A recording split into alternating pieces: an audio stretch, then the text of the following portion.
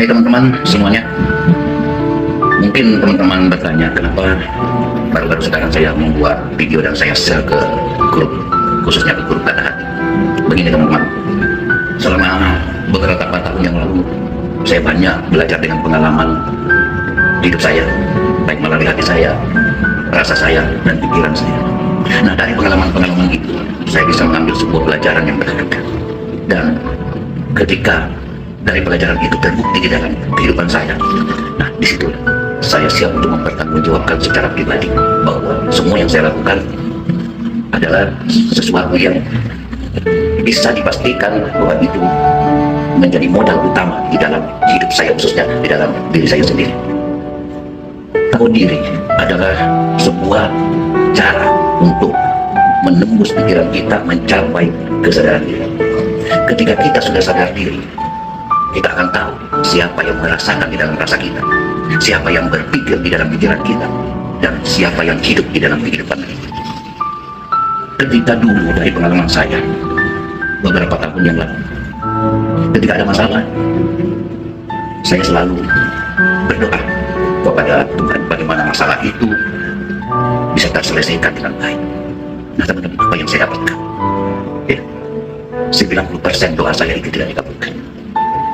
Terus saya lakukan, baik secara afirmasi, visualisasi, ritual-ritual yang lain. Akhirnya ketika saya sudah berdiri, sadar diri, mengenal diri, nah disitulah bahwa Tuhan memberikan hidayah di dalam rasa saya bahwa ada sesuatu yang keliru di dalam saya berdoa.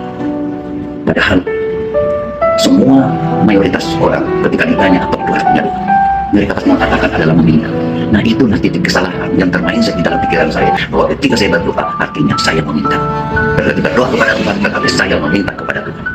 Padahal doa itu asal dari kata doa, artinya ikutkan, sertakan, dan undang.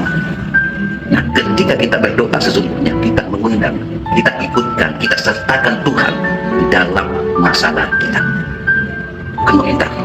Nah kalau meminta, itulah yang saya lakukan, dan saya merasa bahwa itu pekerjaan yang sia-sia. Jadi ikutkan, sertakan, undang yang Maha Kuasa itu di dalam menyelesaikan masalah kita. Bagaimana caranya kita undang Tuhan dalam masalah kita? Nah ini padahal sangat sederhana sekali. Cara mengundang Tuhan di dalam masalah kita adalah bersyukurlah pada saat itu juga. Ini yang saya lupakan. Kita sering meminta tetapi lupa untuk bersyukur. Ya. Bersyukurlah apa yang kita rasakan, apa yang kita sudah alami, dan apa yang kita sudah terima saat ini dan sekarang. Ketika itu kita lakukan, otomatis pikiran yang mengeluh akan tidur, akan terkendalikan karena rasa bersyukur, dan pikiran yang mengeluh itu tidak akan pernah jadi satu. Ya, ketika Anda mengeluh, pasti Anda tidak akan pernah bersyukur. Tetapi ketika Anda bersyukur, rasa pikiran yang mengeluh itu pasti akan jadi. Ya, teman-teman. Nah, di dalam menyertakan Tuhan itu sendiri di dalam masalah kita, karena di dalam hidup kita ini, setiap hidup itu pasti ada namanya masalah. Ya, berat atau kecilnya itu persepsi dari pikiran kita sendiri. Sebenarnya masalah itu dibuat oleh pikiran kita sendiri. Tetapi diterima saja masalah itu, sisa kita ikut sertakan Tuhan di dalam masalah kita sendiri. Insya Allah akan terjadi keajaiban-keajaiban yang luar biasa, seperti yang saya alami. Begitu hampir gulung tikar usaha saya, sisa menunggu waktu saja, semuanya akan habis. Dan di saat itu saya mencoba dengan cara ini, alhamdulillah tidak cukup sampai beberapa bulan semuanya teratas, dan saya pun terheran-heran dari mana semuanya bisa terselesaikan, dari materi mana, dari uang mana bisa terselesaikan. Tetapi sungguh sesuatu kayak kejadian yang luar biasa. Nah teman-teman, syukur kapan kita lakukan yang sesungguhnya. Jadi bersyukur itu pada saat kita mendapatkan masalah. Yang kedua, ketika waktunya juga sangat menentukan rasa syukur itu. Ketika Anda dalam keadaan panik, ketika Anda dalam keadaan galau, ketika Anda dalam keadaan sedih, jangan lakukan bersyukur pada saat itu. Kenapa? Karena rasa Anda masih tertutup, pikiran Anda masih tertutup. Tapi pernah nggak teman-teman semua rasakan ketika Anda nulis sendiri, biasa-biasa saja, tidak ada apa-apa, kemudian tiba-tiba hati Anda kok damai, pikiran Anda tenang, kok rasanya itu? Pernah nggak? Padahal tidak ada sesuatu yang menyebabkan itu. Tiba-tiba saja terjadi perasaan seperti itu.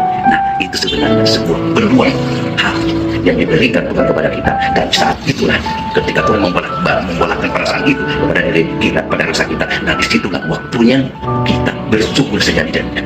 Apapun yang harus kita syukuri, semuanya. Dan ketika kita lakukan, perasaan nyaman itu mengalir ke seluruh tubuh kita, ke hati kita, ke rasa kita, ke pikiran kita.